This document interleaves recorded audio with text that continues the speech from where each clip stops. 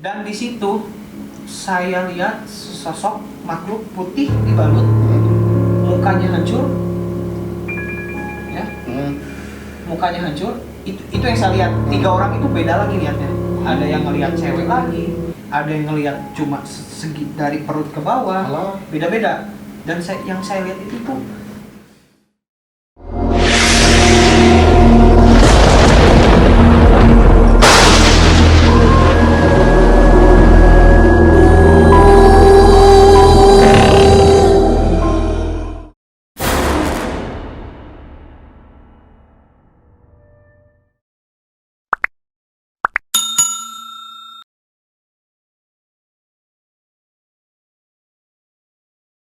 Halo Sobat Kamistis, bertemu lagi bersama saya Rodi Ayung di acara Kamistis, Kamis Misteri di channelnya Cenah Carita. Nah buat kalian Sobat Kamistis yang belum subscribe, jangan lupa subscribe dulu agar tidak ketinggalan cerita-cerita di Kamistis di episode-episode yang akan datang. Oke, nah di episode kali ini kita seperti biasa akan mendatangkan narasumber yang mempunyai pengalaman cerita mistis yang dialaminya. Jadi sedikit saya ceritakan. Jadi si narasumber ini dulu di tahun 2015 katanya sempat dia kerja di salah satu kota besar yang ada di Indonesia.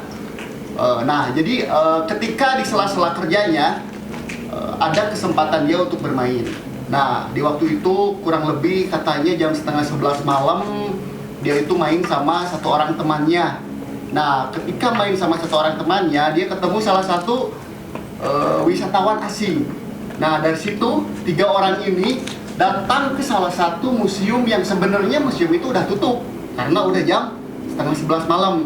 Cuman karena si narasumber ini bandel, jadi dia tuh mendatangi museum itu tanpa izin karena kebetulan waktu itu kunci museumnya juga tidak dikunci. Nah udah gitu ketika dia masuk bersama temannya, nah si narasumber ini satu-satunya orang yang mendengarkan ada di situ gamelan yang berbunyi sendiri, sedangkan 2 orang temannya sama yang wisatawan asing ini tidak mendengarkan. Nah ketika si gamelan itu bunyi, si narasumber ini tiba-tiba sadar ketika dia sudah ada di salah satu pohon besar yang ada di pusat kota itu. Nah jadi 2 orang ini mencari si narasumber ini. Nah si narasumber ini nggak sadar kalau dia hilang. Nah sadar-sadar ketika dia terbangun sudah ada di salah satu pohon besar yang ada di pusat kota tersebut. Nah bagaimana cerita lengkapnya? Langsung saja kita ngobrol langsung dengan narasumber ini. Oke silakan Kang. Nah Sobat Kamistis, sekarang kita udah ada siapa namanya Kang? Coba diperkenalkan dulu ke Sobat Kamistis. halo semuanya Sobat Kamistis. Perkenalkan, nama saya Dian dari Bale Endah, Kabupaten Bandung, Jawa Barat.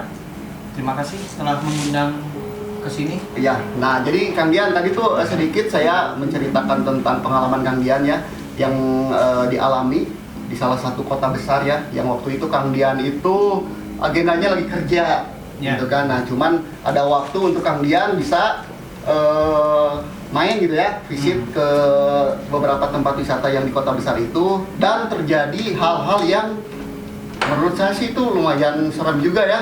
Nah bagaimana cerita lengkapnya coba Kang Dian berbagi ke teman-teman Kamistis lainnya. Gini Kang Rob, begini ya Sobat Kamistis. Dulu itu waktu tahun 2015 saya masih bekerja di salah satu perusahaan BUMN di Indonesia, dan saya berkesempatan ditempatkan. Emang waktunya nggak lama ya, cuma 2 minggu. Nah di sela pekerjaan saya ada kesempatan, ada waktu luang nih buat istilahnya jalan-jalan, jalan-jalan mengenal kota tersebut. Nah waktu itu saya keluar habis isya ya, pada isya malam. Saya keluar jalan-jalan. Nah pas di jalan-jalan itu saya ketemu sama seorang wisatawan asing ya, bule ya? Ya bule. Dia berasal dari Jerman dan dia saya tanya itu kayak orang linglung sebenarnya awalnya tuh. Linglung tuh karena memang bahasanya dia nggak bisa bahasa Inggris atau gimana? Kalau bahasa Inggris dia bisa ya, karena dia lama juga di Singapura katanya kan. Cuma dia itu udah dari jam setengah 7 malam sampai saya ketemu dia di kisaran jam 9 apa jam setengah 10. Dia itu keliling di satu blok itu aja. Padahal katanya itu ada yang ngarahin itu seorang bapak-bapak gitu. Cuma saya nggak lihat bapak itu. Nah, tapi dia ceritain kalau si bapak itu ada. Dan dia itu sebenarnya tujuannya mau kemana tuh katanya? Dia mau pulang ke hotelnya. Mau pulang ke hotelnya di daerah stasiun di kota tersebut ya, di dekat stasiun kota tersebut.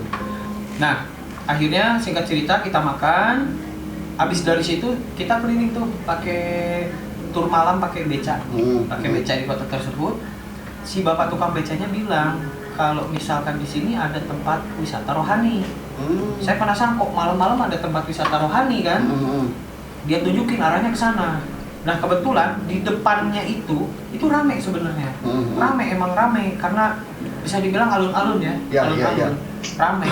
Nah di alun-alun itu di situ ada saya sebenarnya tertarik dengan masjidnya, masjid agungnya itu ya, karena bentuknya yang benar-benar bisa dibilang zaman dulu ya, klasik ya, benar-benar klasik. Saya tertarik dengan masjidnya. Nah habis dari masjid saya ngelihat kok ada satu bangunan sepi. Itu apa kata gitu kan? Nah udah saya samperin di situ, dan di situ sebenarnya itu sebuah museum. Museum ya? Sebuah museum. Museum apa tuh kira-kira? Itu museum ya bisa dibilang museum benar-benar bersejarah buat kota itu ya, karena menceritakan pemimpinnya itu dari zaman dulu. Terus termasuk para selir-selir daya. Berarti lebih ke museum yang di dalamnya tuh sejarah kota mungkin ya? Ya betul, sejarah kota tersebut ya. Nah pas saya lihat di dekat tempat karcisnya itu kok ada pagarnya itu kebuka. Padahal itu udah kisaran jam 10:30. Jam 10:30 malam. Kok ini perasaan yang aku tahu tuh ini tutup gitu loh jam 9 tuh. Ya iyalah. Gitu kan? Udah malam juga kan, nggak mungkin buka juga gitu kan, menerima pengunjung jam setengah malam. Nah setelah itu, dan waktu itu tuh kebetulan di malam itu tuh itu ada hitungan, bisa dibilang itu hitungan hari Jawa kuno ya. Iya. Nah di kota itu hitungan Jawa kuno itu tuh sangat mistis, kental dengan mistisnya. Kalau bahasanya sangat lah. Kalau bahasa Sundanya kayaknya sangat. Nah gitunya sangat. Nah akhirnya saya sama teman tertarik nih mau masuk, tapi si bule itu nggak mau. Karena dia udah beda perasaannya ya. Sebelumnya udah nyasar, capek juga kan, bawa tas gede juga.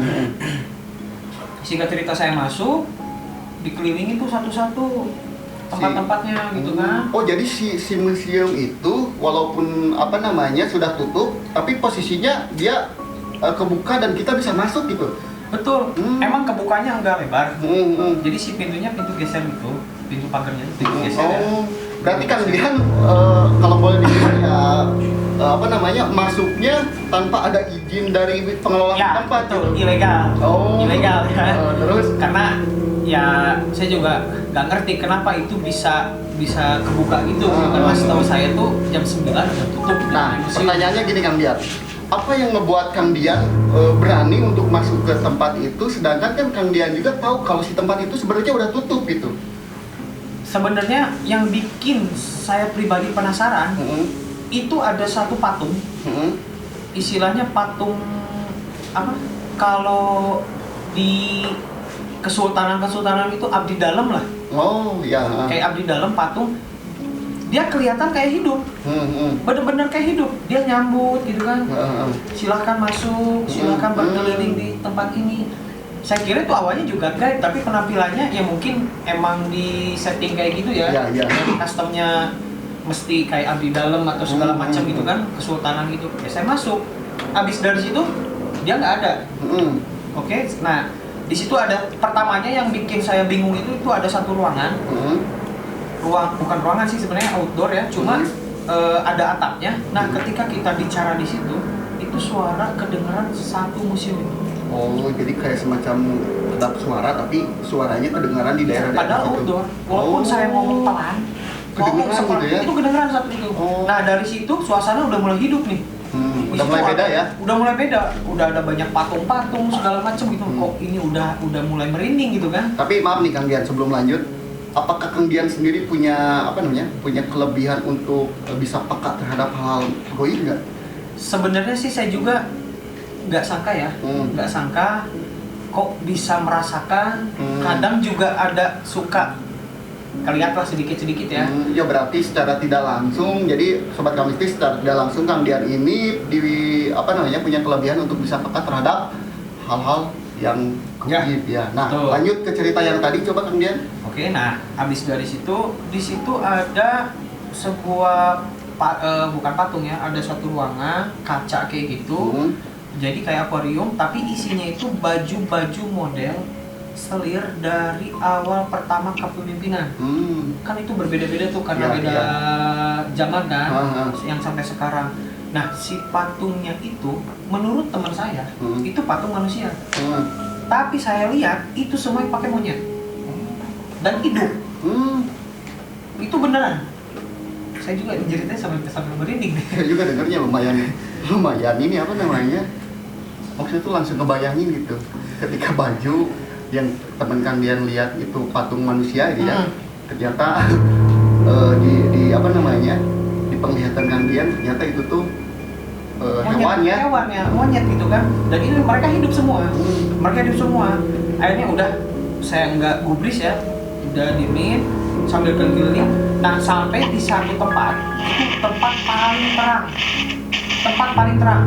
Tempat paling terangnya itu kenapa? Karena di situ ada terpajang foto-foto awal kepemimpinan, ya. Dari zaman berdiri kota itu ya. Dari zaman berdiri kota itu sampai yang terakhir, sampai yang masih menjabat sekarang. Nah, itu ruangan juga udah mulai beda auranya. Ya udah terang ya. Terang banget itu, paling terang, tempat paling terang. Teman-teman saya juga merasakan kalau tempat itu udah mulai beda auranya. Teman-teman tuh yang 2 orang ini kan? Ya, yang satu bule itu, yang satu teman saya. Tapi mereka asik. Mereka emang suka sejarah juga ya. Mereka suka sejarah, sama sih. Saya juga agak-agak tertarik ke sejarah, apalagi ini kota gitu kan, salah satu kota besar di Indonesia. Nah, habis dari situ saya duluan keluar ke ruangan itu karena ruangannya itu letter U. Pintu masuk sebelah kiri, keluar dari sebelah kanan.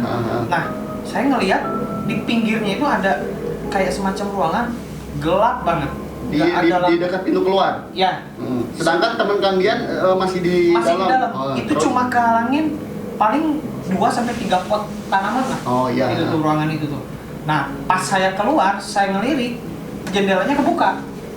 Yang ruangan gelap itu. Ya, dan si model jendelanya model jendela jadul, klasik ya. Nah, di situ kok ini kebuka, mungkin angin. Udahlah, pikiran saya positif, ini angin. Nah, pas saya masuk, saya lihat di jendela itu, ini gamelan bunyi sendiri semua. Ternyata itu ruangan gamelan. Itu. Tapi ketika itu kan ruangannya gelap nih ya. Ketika Kang Dian ngelihat, udah gitu dengar suara gamelan, udah gitu si alat-alat gamelannya kelihatan juga nggak? Kelihatan. Kelihatan. Yang paling kelihatan yang pasti gong ya. Gede kan. Itu saya diem aja gini, merhatiin. Karena enak musiknya, asik gitu loh, musiknya di telinga tuh asik. Tapi maaf nih, dipotong lagi. Tapi ketika Kang Dian ngedengar suara itu, udah gitu ngelihat gamelan gitu kan. Itu kan posisinya si gamelan itu emang nggak ada yang mainin. Nggak ada sama sekali, nggak ada. Nah, saya pengen tanya tuh, apakah perasaan Kang Dian nggak ada rasa takut gitu ya? Karena kalau misalkan nih Sobat Kamistis, kalau misalkan saya yang ada di posisi itu, ya saya mah lompat, beda sieun gitu kan. Nah, yang Kang Dian rasain ketika ngedenger gamelan itu tapi tidak ada yang maininnya gimana tuh? Jadi yang saya lihat itu emang itu nggak ada orang, tapi di situ saya posisi setengah sadar. Setengah sadarnya tuh saya secara tidak langsung itu kayak ada yang diem, megang pundak ini, diem, jadi benar-benar didiemin gitu loh. Ya akhirnya dinikmati itu musiknya. Kayak yang nanti dulu nih dengerin dulu gitu. Kayak gitu. Nah, singkat cerita pas lagi dengerin itu tiba-tiba aku ngedenger teman-teman aku manggil nama nih, Yan gitu kan. Nah, jadi gini, ketika Kang Dian dengar teman-temannya itu, ya berarti si teman-teman Kang Dian itu nggak tahu keberadaan Kang Dian, padahal pintu masuk keluar ke situ gitu. Betul. Nah, gimana tuh? Nah, pas teman aku keluar tuh, aku juga emang nggak lihat ya teman aku keluarnya karena aku lagi asik nonton sambil dengerin musik gamelan itu. Teman aku tuh kedengeran manggil. Pas aku lirik, aku nggak bisa lihat juga mereka. Hmm. Aku nggak bisa lihat juga mereka, gitu kan? Aku nggak bisa lihat juga mereka. Ini orang ada yang manggil di mana kata aku tuh kan? Oh. Akhirnya Jadi yang kerasa tuh cuman suaranya aja cuma gitu? suaranya aja. Nah, akhirnya di situ bukannya aku nyari sumber suara itu, tapi aku malah dituntun masuk ke ruangan gamelan itu. Nah, dari situ aku benar-benar udah nggak sadar sama sekali. Nah, tadi kan di awal saya ceritain ketika Kang Dian nggak sadar itu kan. Udah gitu selang berapa lama Kang Dian sadar ada di tempat berbeda, tepatnya di pohon gede. Nah, itu gimana ceritanya? Nah, waktu pas aku nggak sadar, ya, pas saya nggak sadar itu, saya dibangunin sama orang asli pribumi situ. Ya. Ternyata ruangan itu sebenarnya nggak ada, dan itu emang pohon, ya Allah. Emang bener-bener pohon tinggi, pohon gede. Jadi gini mungkin ya. Jadi si ruangan yang Kang Dian lihat sebelumnya itu ruangan gamelan, sebenarnya itu nggak ada ruangan itu. Nggak ada sama sekali. Dan itu ruangan foto-foto pemimpin itu. Sebelum lanjut nih Kang Dian, kita ada dukungan nih sponsor dari Kangen Water. Nah, jadi buat sobat Kamistis yang mau sehat, ini bisa boleh diminum Kang Dian. Ini bisa nanti konsumsi produk Kangen Water. Selain ada minuman ini Kangen Water, ada juga ini buat muka, buat wajah, biar nanti rarai teman-teman tidak hinyai, mulus, putih. Ini bisa nanti pakai produk dari Kangen Water. Nah, ini juga ada Strong Kangen Water. Kang Dian pernah nggak ini pakai Kangen Water? Pernah. Nah, gimana rasanya? Yang mana yang pernah dipakai?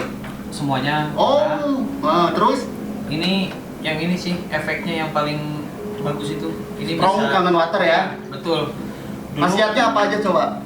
Yang saya rasakan tuh dulu waktu kerja, saya itu mengidap penyakit orang tua sebenarnya. Apa tuh? Asam urat. Oh, asam urat terus? Asam urat. Setelah mengkonsumsi ini, saya habis 3 botol, tiba-tiba hilang. Nah, dan sampai sekarang belum pernah kambuh lagi. Nah, gitu. Sobat Kamistis nih, kalau misalkan memang mau sehat ataupun mau menyembuhkan penyakit yang diderita, bisa mengkonsumsi Strong Kangen Water. Yang tadi saya bilang, kalau misalkan teman-teman mau perawatan ya, ini bisa juga, ada juga namanya apa nih? Strong acid. Strong acid. Ada juga ini yang warna merah apa? Beauty Water. Nah, ini bisa dipakai juga buat teman-teman yang pengen glowing tapi harganya bersahabat.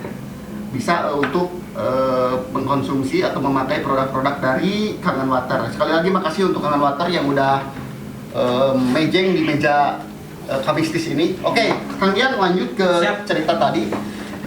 Itu sampai ini ya, ketika Kang Dian tanpa sadar dibawa ke ruangan gamelan itu. Nah, setelah itu gimana? Jadi waktu itu tuh emang benar ruangan itu tuh sebenarnya nggak ada ya, karena ujung museum itu cuma foto-foto pemimpin di kota tersebut, gitu kan. Nah, saya sadar itu pagi-pagi. Iya. Berarti jangka waktu beberapa jam Kang Dian tuh nggak sadar dan nggak sadar sama sekali. Teman-teman yang 2 orang itu gimana tuh? Nyari sampai pagi. Nyari itu sampai keliling kota itu nyari. Takutnya saya nyasar sampai pulang ke base camp ternyata nggak ada. Di telepon pun nggak aktif. Emang tahu-tahu sadar-sadar pas pagi itu gimana ceritanya nih? Itu ada pribumi yang mungkin emang tahu ya, udah tahu kayak gimana. Itu pohon itu ada bentengnya, ada pagernya, gitu kan. Nah, saya tuh dalam keadaan tidur di dalam benteng itu, di bawah pohon itu, dan keadaan itu sebenarnya masih utuh ya. Cuma pikiran semalam itu yang ada gamelan itu beberapa hari itu nggak ingat sama sekali. Makanya saya heran, kok bisa ada di sini gitu kan. Terus teman-teman mana kok malah ninggalin gitu. Karena mungkin udah malam, saya pikirannya mungkin ngantuk, ketiduran di situ lagi main, teman lagi kemana. Taunya mereka juga nyari. Pas saya pulang ke base camp, mereka bener-bener kayak aneh ngelihatnya, karena dari ekspresi muka bukan datar lagi, bener-bener pucat kayak orang mati. Kosong ya. Bener-bener kosong, pucat banget kayak orang mati waktu itu. Tapi ketika Kang Dian dari tempat sadarnya Kang Dian tuh yang di pohon itu menuju ke base camp itu sadar juga nggak sih? Masih linglung sebenarnya masih linglung. Tapi linglung. alhamdulillah nyampe ya. Iya, karena saya langsung nanya ke tukang beca, saya cuma tahu nama jalannya aja. Saya sebutin nama jalannya, dianterin. Nah kebetulan kan emang di satu base camp itu nggak cuma 2-3 orang, tapi banyak ya. Satu tim yang bekerja di sana. Saya ngelihat ada salah satu orang, tapi saya lupa namanya itu siapa. Padahal itu udah kerja sekitaran 3-4 tahun itu bareng itu. Tapi saya lupa. Dia di situ menjabat sebagai project manajernya. Jadi mendadak lupa gitu. Iya, bener-bener nggak ingat, nggak makan, nggak apa, itu bener-bener pucat kayak orang mati. Kata teman-teman kayak gitu ceritanya ya. Nah, pas habis dari situ, saya dibawalah ke salah satu tokoh agama yang ada di daerah situ. Di dekat base camp situ. Katanya ada salah satu selir yang suka sama saya. Gitu katanya ya, tapi saya juga jadi salah satu selir yang sebenarnya selir itu bukan manusia gitu. Bukan manusia.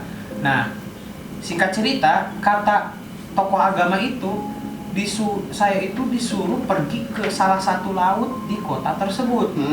Oke lah, sekalian piknik lah. Ya. Besoknya saya ke sana. Itu dalam keadaan masih belum sadar sepenuhnya. Ya. Karena yang awalnya saya bisa nyetir jadi nggak bisa, nggak mau makan, perasaan perut itu benar-benar kenyang, nggak minum, nggak makan, keadaan pucat, ngelamun di dalam mobil. Nah setelah Kang Dian kunjungan ke ke salah satu pantai yang disarankan sama tokoh agama itu, yang dilakukan di pantai itu apa?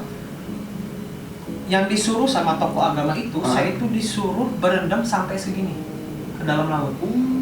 Nah pas udah saya lakuin, pas udah saya naik lagi ke pantai, saya heran, kok ada tukang jamu di pantai.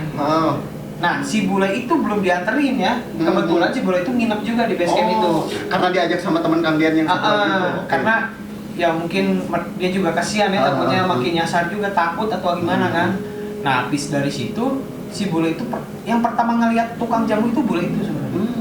Tapi yang Kang Dian ketika ke pantai itu berapa orang tuh yang satu mobil 7-8 orang. Nah, yang ngelihat tukang jamu itu semuanya lihat. Cuman pertama kali yang ngelihat itu si bule itu. Terus gimana? Dan dia langsung ngomong ke saya karena ya kebetulan yang bisa bahasa Inggris dari satu mobil itu cuma ada 3 orang. Nah, yang Kang Dian salah satunya. Saya salah satunya. Nah, pas dia ngomong, dia cerita, kok ada tukang jamu mana? Gitu. Jamu gendong. Oh, jamu gendong. Dan paras tukang jamu itu benar-benar cantik banget. Nggak pernah saya lihat cewek secantik itu. Benar itu cantik banget. Cantik banget. Terus? Nah, pas saya itu semua nyamperin ke situ. Cuma ada salah satu orang yang peka. Dia kayaknya udah tahu sejarah pantai tersebut kayak gimana ya. Ada penguasa segala macam. Dia nggak mau ikut. Dia nunggu di mobil. Ya, dia nunggu di mobil. Nah, yang sisanya itu semua beli jamu, minum jamu itu. Udah minum jamu itu, kita tiba-tiba langsung diarahin, Mas kalau mau pulang lewat sana. Gitu kan? Nah akhirnya saya bergerak ke sana. Dan yang bergerak itu cuma ada 4 orang, termasuk saya lagi itu. Karena nggak tahu ya, mungkin karena ada indera lain mungkin ya. Jadi saya benar-benar tertarik gitu kan. Berarti Kang Dian mengikuti arahan yang diarahkan sama si tukang jamu itu. Ya betul. 4 orang tapi bareng 4 orang. Masuk. Nah pas mau keluar, bukannya keluar, kok malah makin ke dalam hutan ini. Makin ke dalam hutan. Apa karena di pantai itu ada posisinya ada hutan juga? Jauh. Oh jauh. Dan itu sebenarnya emang ada tulisan keluar pantai di situ ada tulisannya, tapi kok jadi hutan gitu loh, beda aja auranya. Nah di dalam hutan itu, di situ ada cewek, ada yang main gamelan lagi, dan gamelan yang di hutan itu gamelan yang saya lihat di museum sebelumnya. Tapi 4 orang ini sama-sama ngelihat nggak? Sama semua ngelihat. Pas di situ ngelihat. Nah aku cerita semalam, waktu malam saya hilang itu, saya ngelihat gamelan ini, dan saya datang itu gamelan juga main, tapi nggak ada orangnya. Bunyi gitu ya? Main musik biasa. Saya lari langsung. Saya lari. Tapi ketika waktu itu Kang Dian sadar ya? Sadar, posisi sadar. Sadar, Posisi makanya sadar. lari gitu ya. Ya. Nah, temen yang 3 orang itu gimana? Sama ikut lari semua. Cuma yang satu nih karena ngelihat ada cewek, dia niatnya mau nolongin. Nolongin cewek itu. Emang cewek itu lagi ngapain maksudnya tuh? Dia bilangnya minta tolong nyasar di dalam hutan. Nyasar berhari-hari tapi bajunya masih bagus. Ngomongnya Kondisi- berhari-hari gitu si ya, cewek itu kondisi tuh. tubuhnya masih bersih, gitu kan. Padahal itu hutan nggak ada sungai, nggak ada apa. Ini aneh juga kan, makanya dia bawa. Nah, pas dia bawa si cewek itu tiba-tiba ngarahin. Ikut ngarahin juga. Ikut ngarahin. Nah, ngarahin, aku kira itu bukan apa-apa. Pas masuk ke situ itu makam semua. Tempat pemakaman umum atau gimana? Saya juga kurang ngerti sih ya. Tapi itu kayak mungkin ada 1-2 hektar lah luasnya itu. Itu makam semua.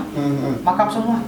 Dan di situ saya lihat sosok makhluk putih dibalut, mukanya hancur, ya, mukanya hancur. Itu yang saya lihat. 3 orang itu beda lagi lihatnya. Ada yang ngelihat cewek lagi, ada yang ngelihat cuma segi dari perut ke bawah, beda-beda. Dan yang saya lihat itu tuh, aduh, ya lumayan lah ini ya. Sesosok makhluk dibalut kain putih, ya, mukanya hancur, nyamperin. Terus kumaha? Nyamperin. Dari situ udah semuanya nggak sadar, ya. Dan bangun-bangun kita ada di kaki Gunung Merapi. Oke. Saya nggak ngerti itu ceritanya gimana. Bener-bener nggak ngerti.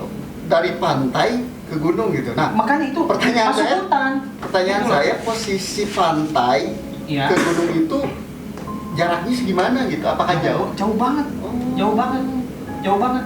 Saya ditemui sama pendaki.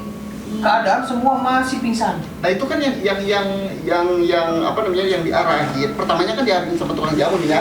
4 orang udah gitu masuk ke hutan gitu kan. Di hutan ketemu sama makhluk-makhluk yang memang beda-beda penglihatan gitu ya dari 4 orang ini. Tiba-tiba 4 orang ini apa namanya pingsan, sadar-sadar ketika ada di gunung. Nah tadi kan Kang Dian di awal bilang kalau misalkan yang datang ke pantai itu 1 mobil, Ya. 7 orang. Nah yang 3 orang ini kemana?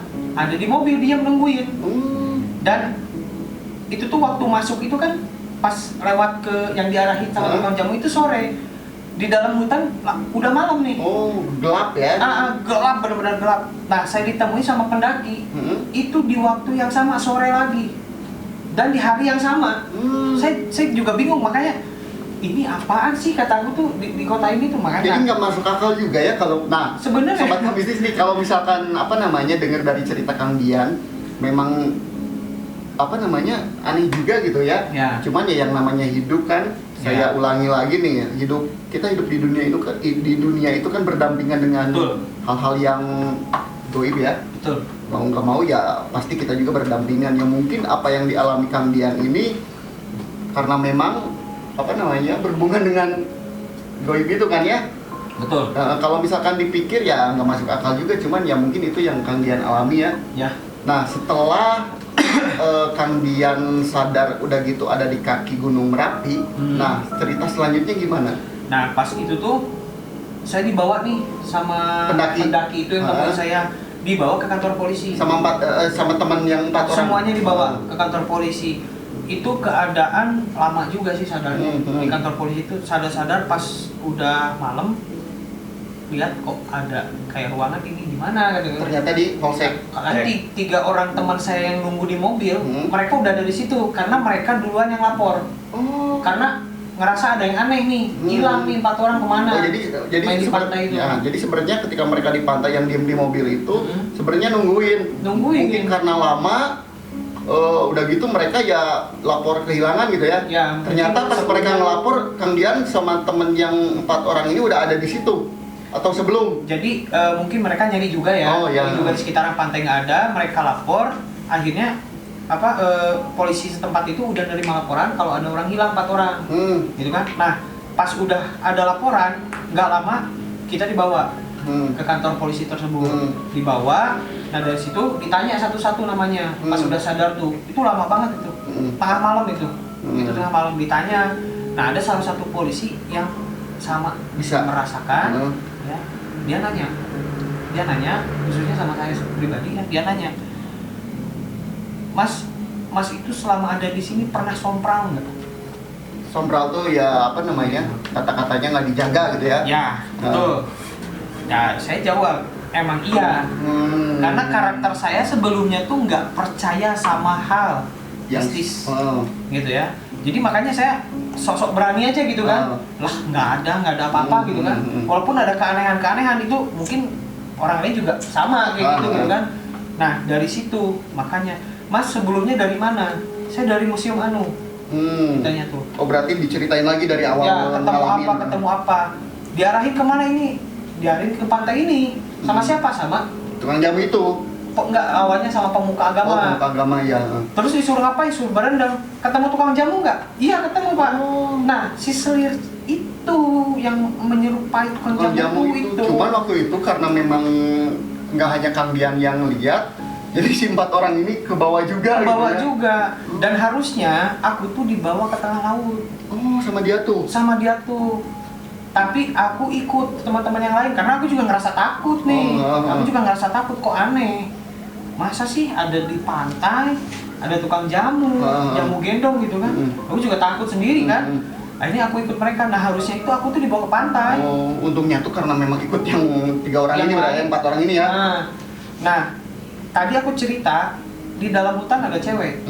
Nah, cewek itu tuh sama. Oh, selir yang sama juga. Cuman beda, menyerupainya beda lagi. Beda lagi. Dia tuh benar-benar mau bawa saya ke kerajaannya mungkin ya. Ke kerajaannya mungkin ke alamnya. Ya, gitu.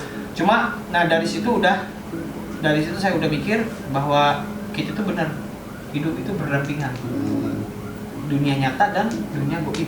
Jadi ya ini pelajaran juga nih buat sobat mistis, kalau misalkan kita hidup di dunia itu ya bisa boleh dibilang untuk ucap kita harus dijaga. Betul. Ya. Sikap sifat kita harus dijaga karena takutnya ada hal-hal yang nggak kita lihat tapi merasa tersinggung dengan ucapan kita gitu ya. Betul. Seperti itu. Ya intinya jaga tata krama aja gitu. Dimanapun kita berada ya jaga adab juga. Untuk demi keselamatan kita juga gitu ya. Betul. Nah, Kang Dian nih, setelah Kang Dian dipertemukan sama teman-teman yang 3 orang ini yang tadinya nunggu di mobil, udah gitu ditanya sama polisi gitu kan. Setelah polisinya ditain beberapa hal yang sebenarnya Kang Dian belum cerita, tapi si polisi itu nebak ya. Karena si polisi itu punya kelebihan juga. Nah, setelah itu gimana nih? Nah, pas di Bandung itu saya kan lagi sakit nih. Posisinya udah diperiksa medis nggak ada gitu indikasi kan? Sakit karena ini gitu ya, medis gitu ya, non medis berarti kan. Non medis. Nah akhirnya orang tua tuh manggil pemuka agama. Nah pemuka agama itu nggak bilang apa-apa, cuma minta telur ayam kampung aja 1. Ditulisin Arab segala macam, aku juga nggak ngerti itu tulisannya apa kan, Arab gundul. Tiba-tiba aku disuruh megang sini telurnya, terus ditekan gini, nggak mungkin pecah kan. Nah pas udah ditekan itu tiba-tiba harusnya pecahnya ke sini. Tapi ini malah ke atas. Dan itu di atas, di atap rumah itu menyerupai ular putih. Kang Dian ngeliat. Terus di situ ada keluarga yang lain nggak yang ngeliat? Ada ibu. Oh, ibu ngeliat. Nah, ternyata kata pemuka agama itu, wanita yang ikut sama aku itu tuh penjelmaan dari siluman ular. Penghuni pantai di kota tersebut sebetulnya. Karena begitu datang itu udah mungkin ngeliat atau gimana ya, saya juga nggak ngerti karena kan jarak dari pantai ke museum itu lumayan agak jauh juga.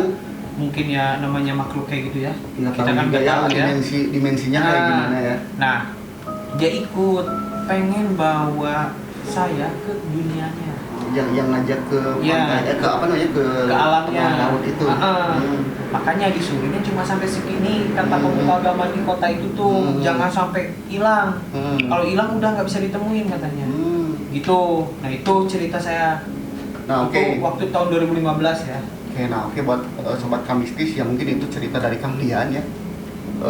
Dari tadi ya lumayan serem juga ya, kalau misalkan saya yang ngalaminnya ya nggak tahu juga gitu ya akan seperti Kang Dian kuat atau enggak gitu kan. Kalau saya sih jujur sih Kang Dian penakut saya. Jadi kalau misalnya ke hal-hal yang seperti itu ya ampun paralun lah kalau bahasa Sundanya gitu. Nah buat sobat Kamistis nih, yang punya pengalaman cerita mistis seperti Kang Dian, nanti bisa di kolom komentar untuk berbagi ataupun nanti bisa DM.